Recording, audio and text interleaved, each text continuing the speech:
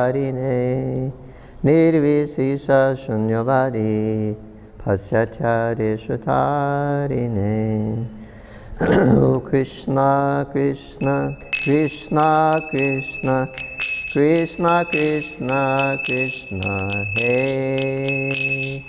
Krishna, Krishna, Krishna, Krishna, Krishna, Krishna, Krishna, Hey. Krishna, Krishna, Krishna, Krishna, Krishna, Krishna, Rakshaman. Krishna, Krishna, Krishna, Krishna, Krishna, Krishna, Pahimam. Rama Raghava, Rama Raghava, Rama Raghava, Rakshaman.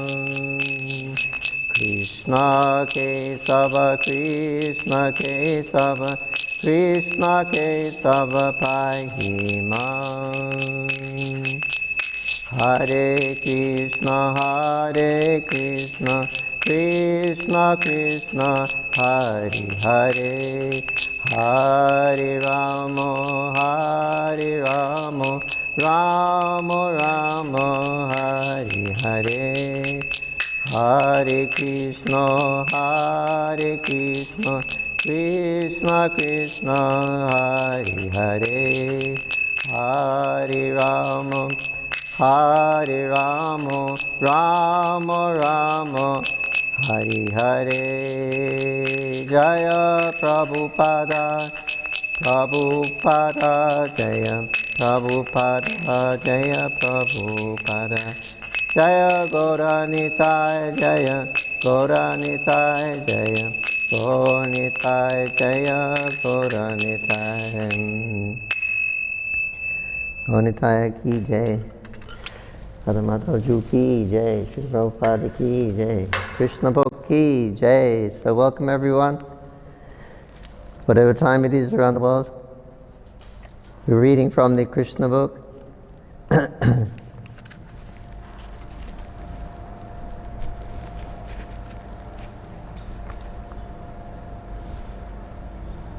This is the vision of the universal form.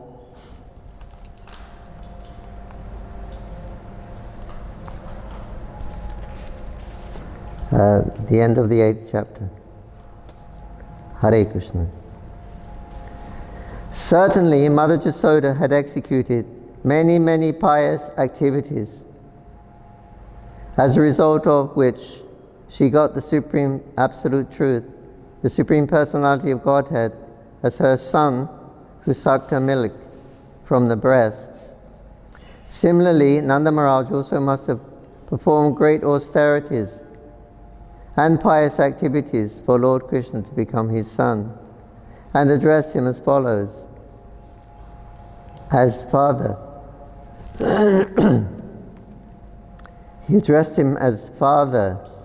But it is surprising that Vasudeva and Devaki did not enjoy the transcendental bliss of Krishna's childhood pastimes, although Krishna was their real son. The childhood pastimes of Krishna are glorified even today by many sages and saintly persons. But Vasudeva and Devaki could enjoy such childhood pastimes personally. The reason for this was explained by Shukadeva Goswami to Maharaj Parikshit as follows. When the best of the Vasuls, namely Drona and his wife Dhara, were ordered to increase progeny by Lord Brahma, they said to him, "Dear father, we are seeking your boon. We are seeking your benediction. When we take birth again within the universe, may the Supreme Lord Krishna, in his most attractive feature of childhood, absorb our whole attention. May our dealings with him be so powerful that simply by hearing of these childhood activities, simply by hearing of the childhood activities of his, anyone will be easily able to cross over the nescience of birth and death." Lord Brahma agreed to give them the benediction. And as a result, the same Drona appeared as Nanda Maharaj in Vrindavan, and the same Dhara appeared as Mother Jasoda, the wife of Nanda Maharaj. In this way, Nanda Maharaj and his mother Jasoda developed their unalloyed devotion for the Supreme Personality of Godhead, having gotten him as their son. And all the gopis, cowherd men who were associates, and all the gopis and cowherd men who were associates of Krishna, naturally developed their own different feelings of love for Krishna. Therefore, just to fulfill the benediction of Lord Brahma, Lord Krishna appeared along with his plenary expansion, Balarama, and performed all kinds of childish activities and pastimes in order to increase the transcendental pleasure of all the residents of Vrindavan. Thus ends the Bhaktivedanta purport to the 8th chapter of Krishna, the vision of the universal form.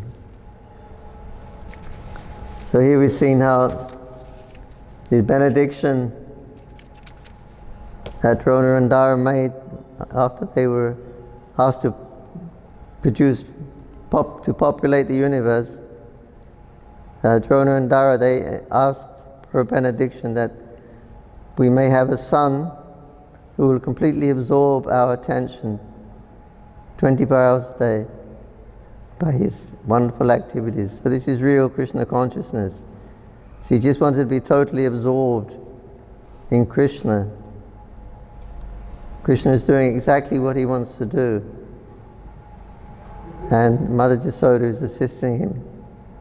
But she's total absorption in her son. So this is an ideal Krishna consciousness, how they showed him parental love, they were attached to Krishna.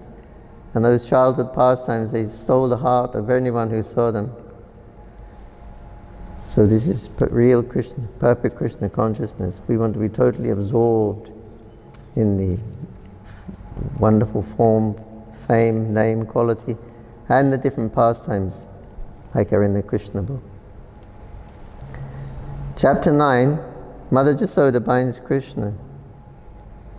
Once upon a time, seeing her maidservant was engaged in different household duties, Mother Jasoda personally took charge of churning the butter. And while she churned the butter, she sang the childhood pastimes of Krishna and enjoyed thinking of her son.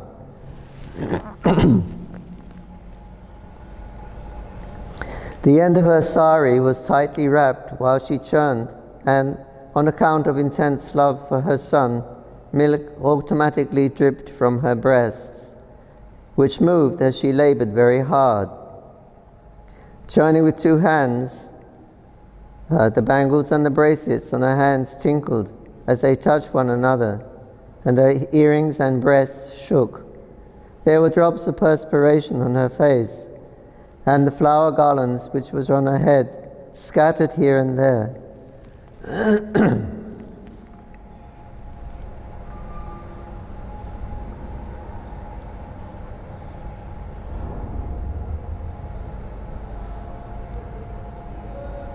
Before this picturesque sight, Lord Krishna appeared as a child. He felt hungry, and to increase his mother's love, he wanted her to stop churning. He indicated that her first business was to let him suck her breast, and then she could turn the butter later.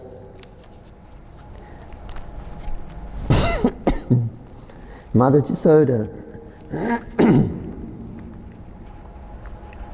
Mother Jasoda took her son on her lap and pushed the nipples of her breast into his mouth. And while Krishna was sucking the milk, she was smiling, enjoying the beauty of her child's face. Suddenly, the milk which was on the stove began to boil over. Just to stop the milk from spilling over, Jasoda at once put aside Krishna and went to set the stove.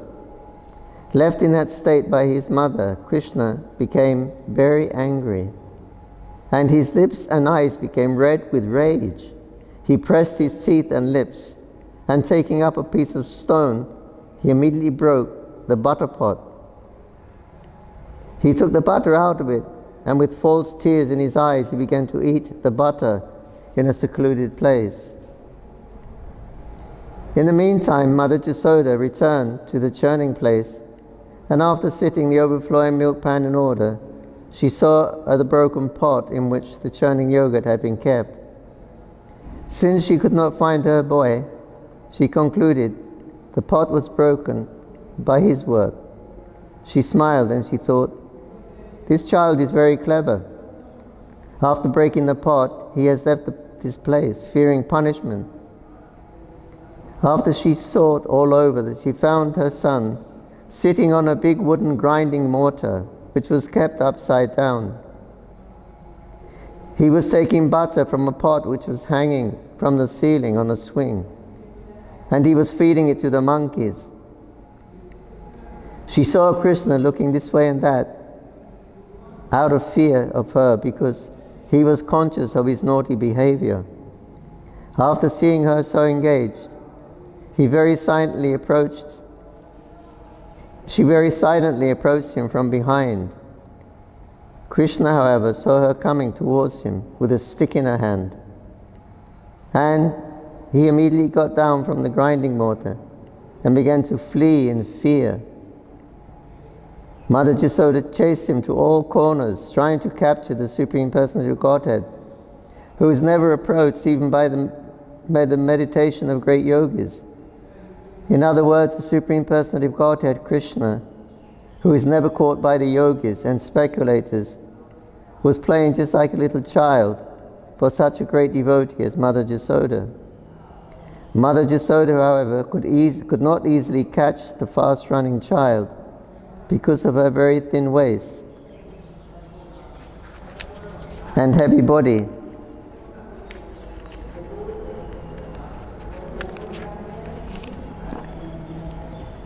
Still, she tried to follow as fast as possible.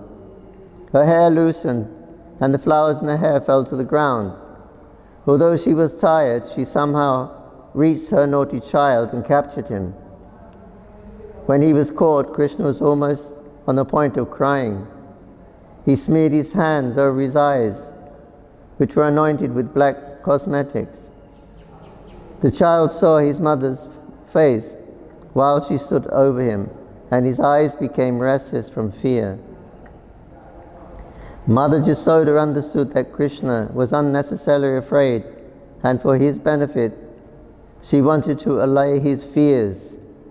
Being the topmost well-wisher of her child, Mother Jasoda thought, if this child is too fearful of me, I don't know what will happen to him. Mother Jasoda then threw away the stick in order to punish him. She thought to tie him, to bind his hands with ropes. But she did not know it, but actually it was impossible for her to bind the Supreme Personality of Godhead, Krishna. Jasoda was thinking that Krishna was a tiny child. She did not know that the child had no limitation, no inside or outside of him, nor beginning nor end. He is unlimited and all-pervading. Indeed, he himself is the whole cosmic manifestation. Still, Mother Jasoda was thinking of Krishna as her child. Although he is beyond the reach of all the senses, she endeavored to bind him to the wooden grinding mortar. But when she tried to bind him, she found that the rope she was using was too short by 2 inches. She gathered more ropes in the house and added it, but still she found the same shortage. In this way, she connected all the ropes available at home, but when she finished, the final knot was added, she saw that the rope was still 2 inches too short. Mother Jasoda was smiling, but she was astonished. How was this happening?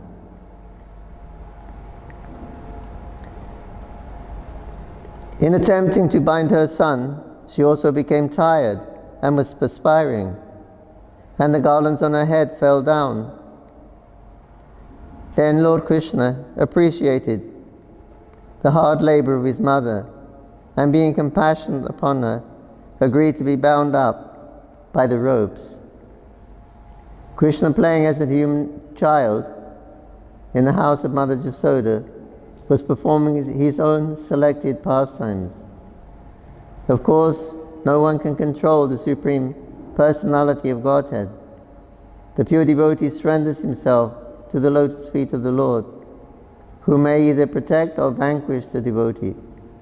But for his part, the devotee never forgets his own position of surrender.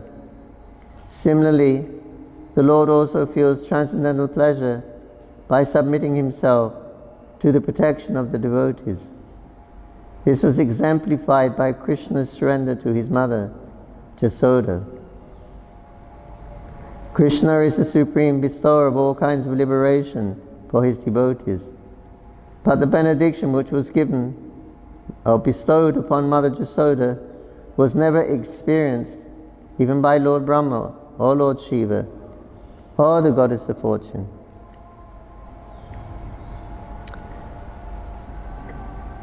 So Queen Kunti Devi is glorifying this situation. Krishna is being chased by his mother, and Queen Kunti is saying that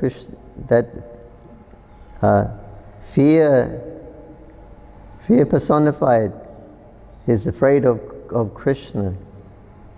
Yet Jasoda Devi, she was chasing Krishna with a stick, and he became very scared. Although fear personified is scared of Krishna. So Mother Jasoda threw away this stick because she saw he was a little bit frightened. He was holding a stick. She was holding a stick in her hand. And Krishna said, "Mummy, please don't beat me. I've been an offender, and please don't beat me." And he was looking at that stick. So she very quickly threw the stick away. So then Krishna, being bound up, all of the ropes in the farmyard were being used and tied together, but still it was too short by 2 fingers. And there's a lot of ropes in the Goshala because all the cows are tied up. They have a little short one for their legs. They tie them up when they're milking, and different types of ropes they have around their necks. And so you can imagine how many ropes there were in the Goshala. But yet all of our neighboring friends also, they bought ropes from their houses, so there's so many ropes were there. But still, every time they added them, and they found that the rope was too short by 2 fingers. But Krishna appreciated the efforts of Mother Jasoda. So he decided, he agreed to be bound by Mother Jasoda. So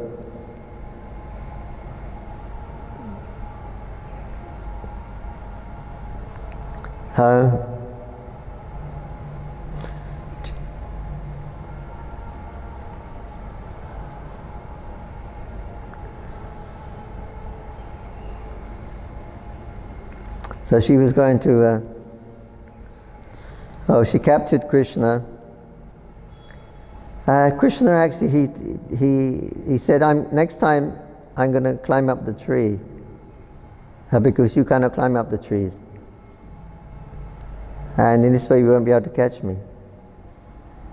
And Jasoda said, well, why you want to climb a tree, Krishna? Are you a monkey? And Krishna said, no, I'm not monkey. Your father is a monkey. So she thought, this boy is very, very restless at the moment. He can do anything. He may run away again.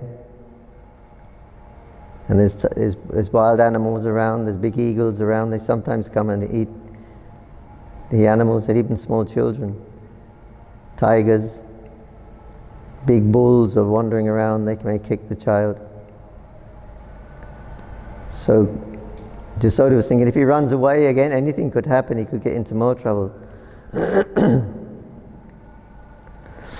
So But she couldn't tie Krishna. All of her friends brought their ropes, but they couldn't tie Krishna. Then one little girl came. She said, "But what's all the fuss about? I can hear all these stories of this trying to bind Krishna."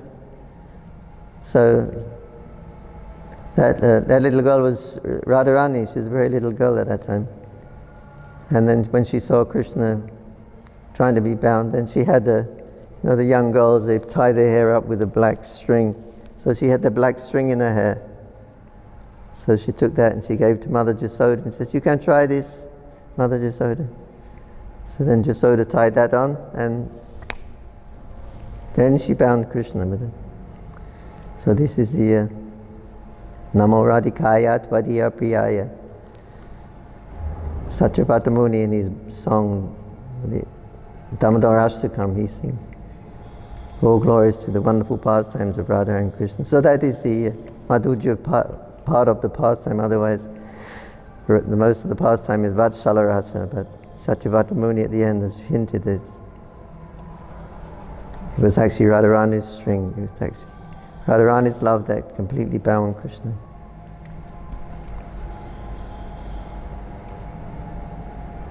The Supreme Personality of Godhead, who is known as the son of Jasoda and Nanda Maharaj, is never so completely known to the yogis and speculators, but he is easily available to his devotees. Nor is he appreciated as the supreme reservoir of all pleasure by the yogis and speculators. After binding her son, Mother Jasoda engaged herself in household affairs. At that time, bound up to the wooden mortar, Krishna could see a pair of trees before him, which were known as Arjuna trees.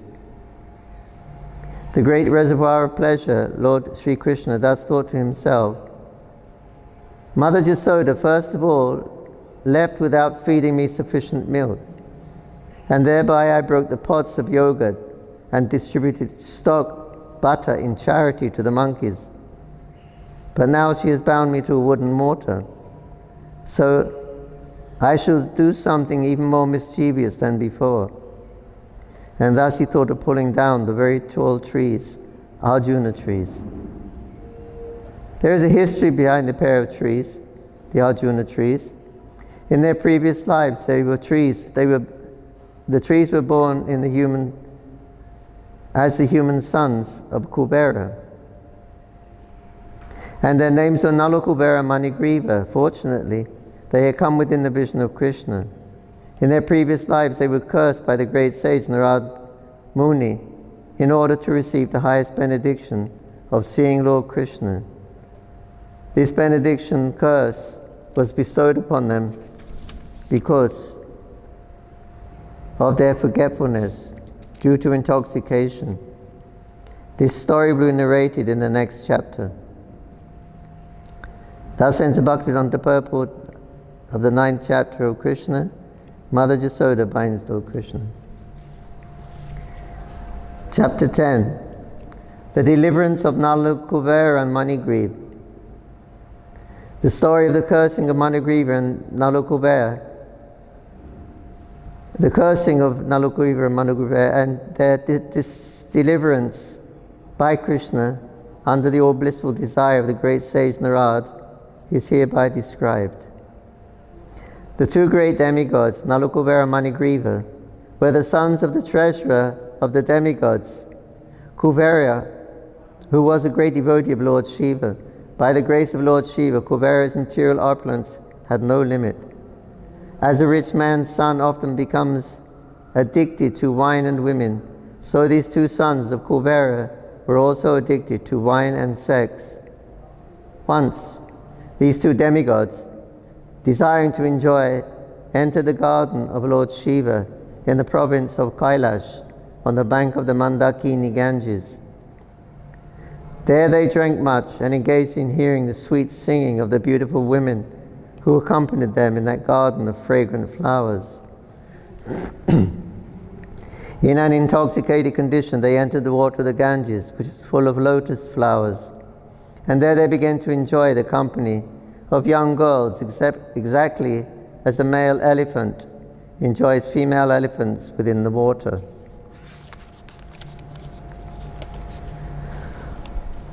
While they were enjoying themselves in the water, all of a sudden Narad, the great sage, happened to pass that way. He understood that the demigods Nalakuvara and Manigriva were too much intoxicated and could not even see that he was passing. The young girls, however, were not so much intoxicated as the demigods, and they at once became ashamed at being naked before the great sage, Narada. They began to cover themselves with all haste. The two demigods, sons of Kubera, were so much intoxicated they could not appreciate the presence of the sage Narada, and therefore they did not cover their bodies.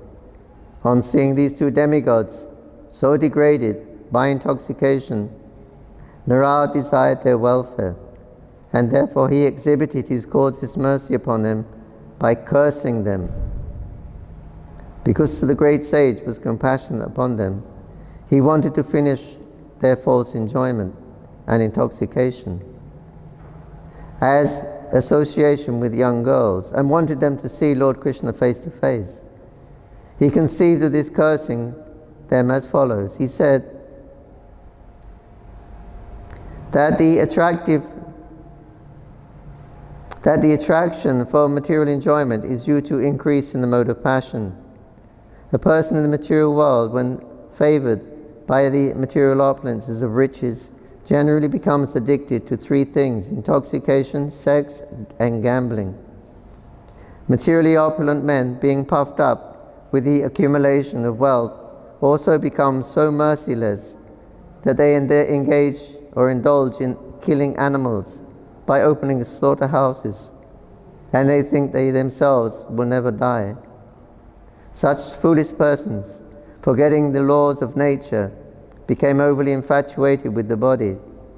They forget that the human body, even though very much advanced in civilization, up to the point of the demigods, will finally turn into ashes or stool.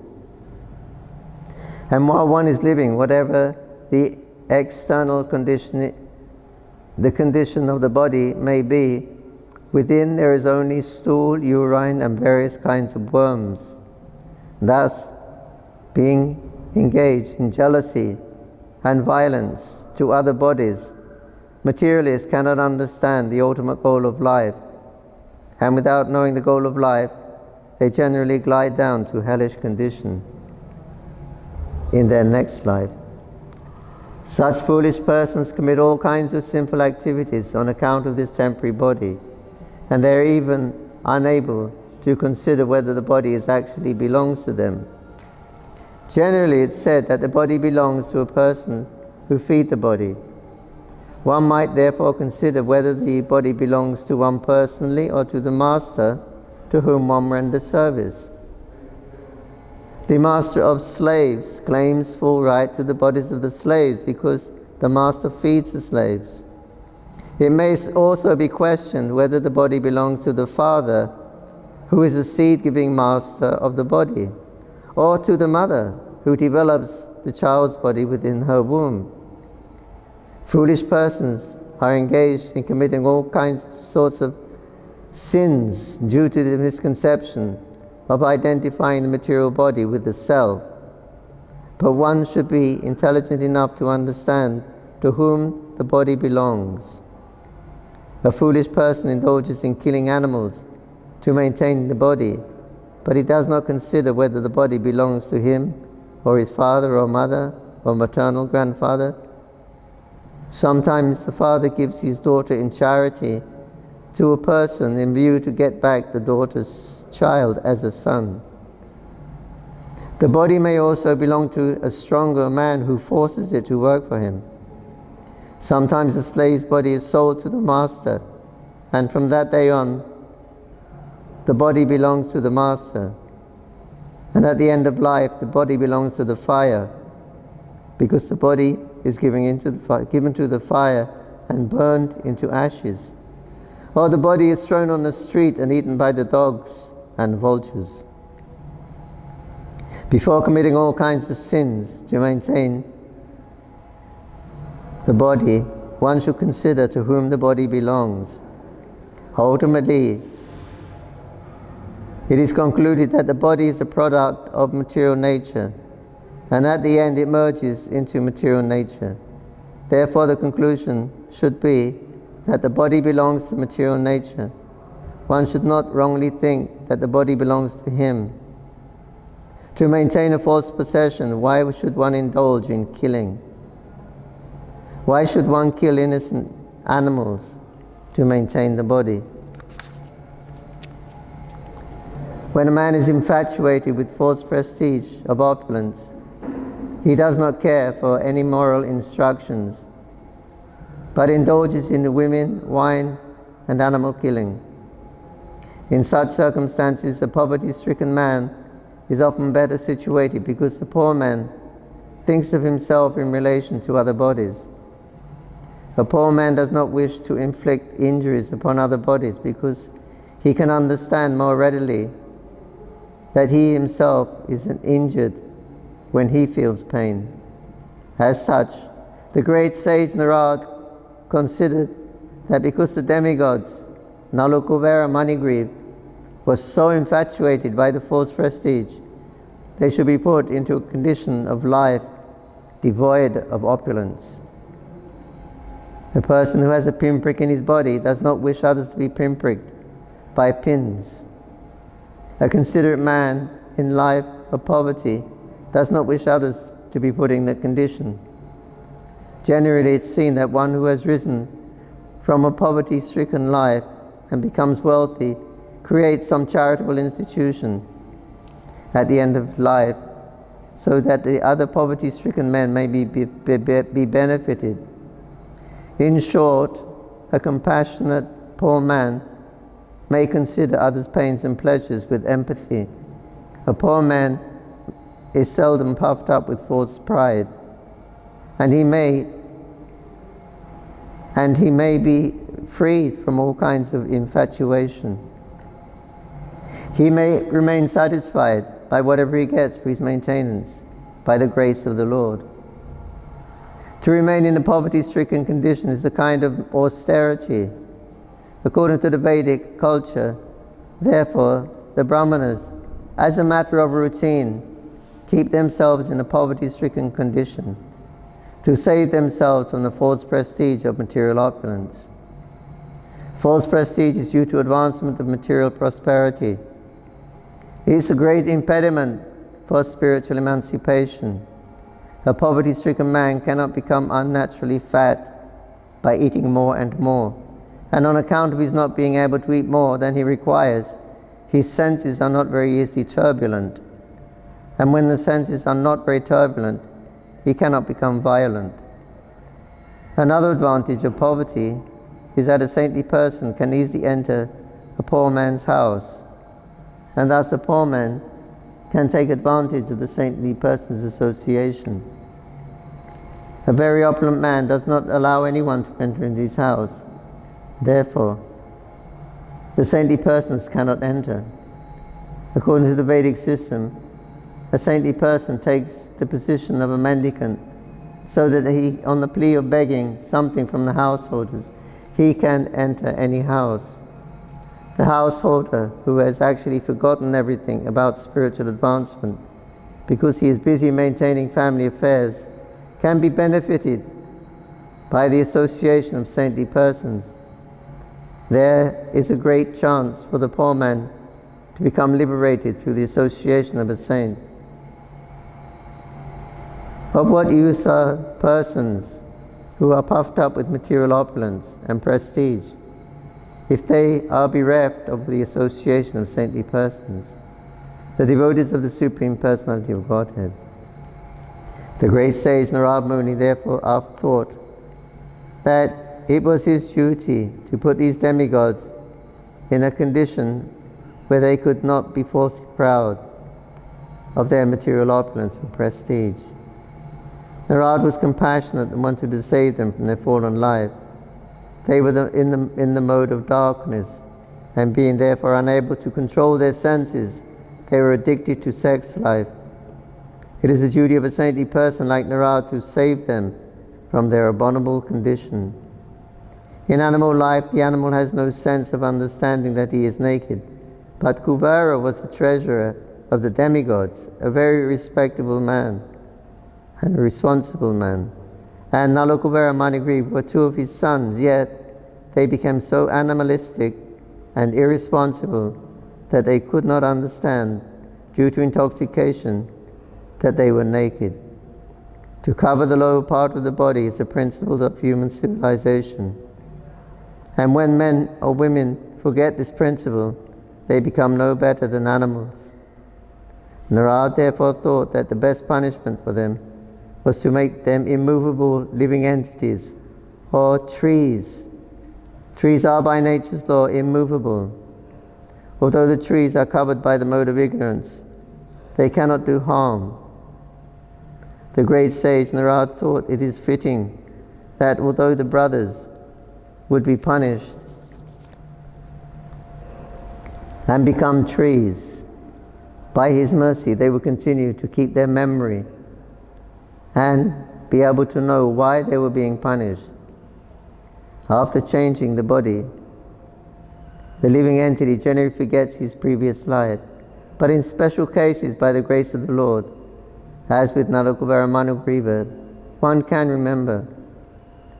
Seeing Narad, therefore, the sage Narad therefore contemplated that the two demigods should remain for 100 years in the time of the demigods in the form of the trees.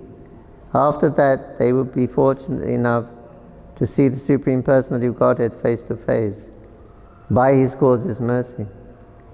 And they would be again promoted to the life of the demigods and become great devotees of the Lord. After this, the great sage Narad returned to his abode, known as Narayana Ashram. And the two demigods turned into trees, known as twin Arjuna trees. These two demigods were favored by the causeless mercy of Narad and given a chance to grow in Nanda's courtyard and see Lord Krishna face to face. Although child Krishna was bound up to the wooden mortar, he began to crawl around towards the trees, twin trees, in order to fulfill the prophecy of the great devotee Narada. Lord Krishna knew that Narad was his great devotee, and the trees standing before him as the twin Arjuna trees were actually the sons of Kubera. I must now fulfill the words of my great devotee Narad, he thought. Then he proceeded through the passage between the two trees.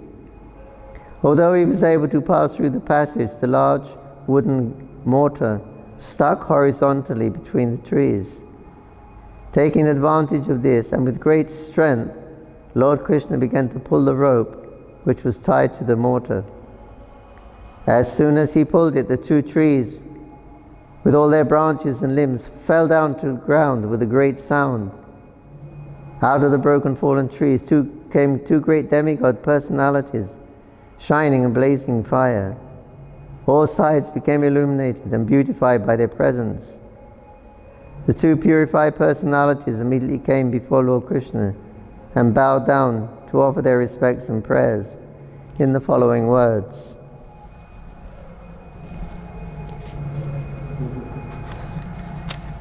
Okay.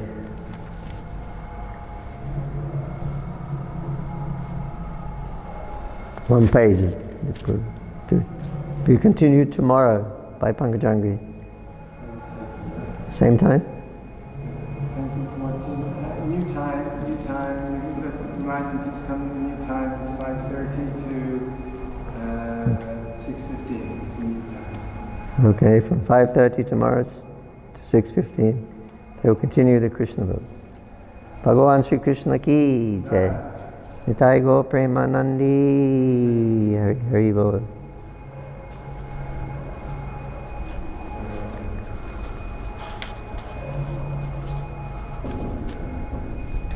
Hare Krishna.